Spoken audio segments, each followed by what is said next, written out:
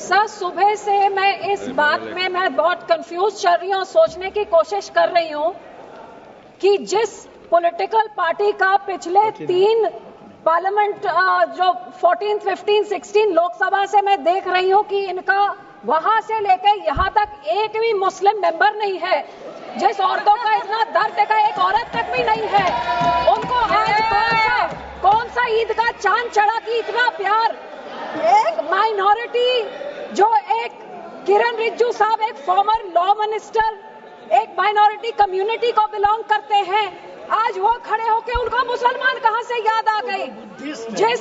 जिस minority community, जिस party की सारी पॉलिटिक्स ही हिंदू मुस्लिम की पोलराइजेशन पे डिपेंडेंट है,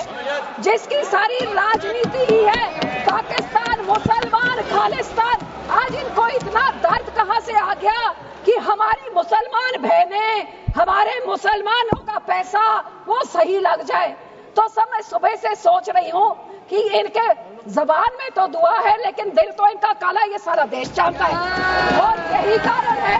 कि संसद में 24 मुसलमान मेंबर है, सब इस तरफ, उनमें से एक जना भी इस बिल को सपोर्ट नहीं कर रहा है। जेपीसी के मेंबर इसको सपोर्ट नहीं कर रहे, इनके लोगों को छोड़ने के बजाय, और देश की कोई माइनॉरिटी सपोर्ट नहीं कर रही है। जिनका बिल इतना अच्छा होता तो तारीफें होती, लेकिन हाँ माइनॉरिटी है, आपके मंत्री है ना इसलिए,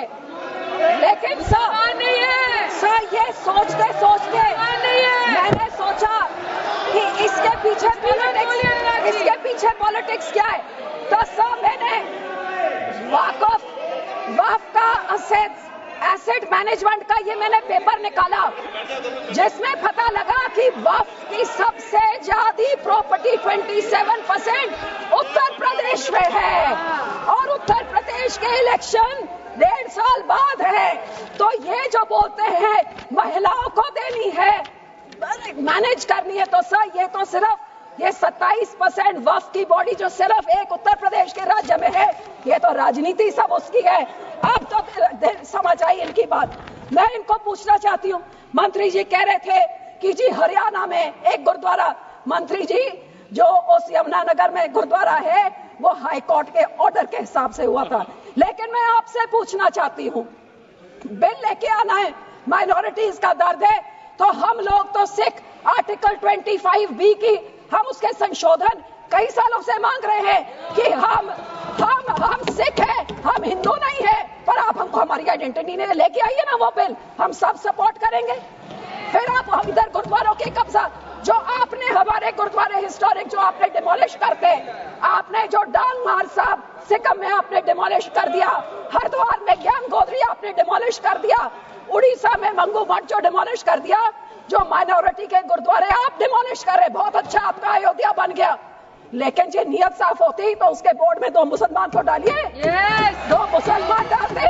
और उसके बाद फिर मुसलमानों के, ये आपका सिर्फ मुसलमानों के जमीनों के ऊपर कब्जा करने का, उनके पैसों का कब्जा करने का, जैसे आपने सिखों के संस्थाओं के ऊपर हमारा नंदेड़ साहब हजूर साहब के बोर्ड में इलेक्टेड मेंबर्स निकाल के गवर्नमेंट में उधर अपने नॉमिनेटेड मेंबर्स बिठा दिए, हरियाणा का हमारा तोड़ के, हरियाणा की SGPC तोड़ के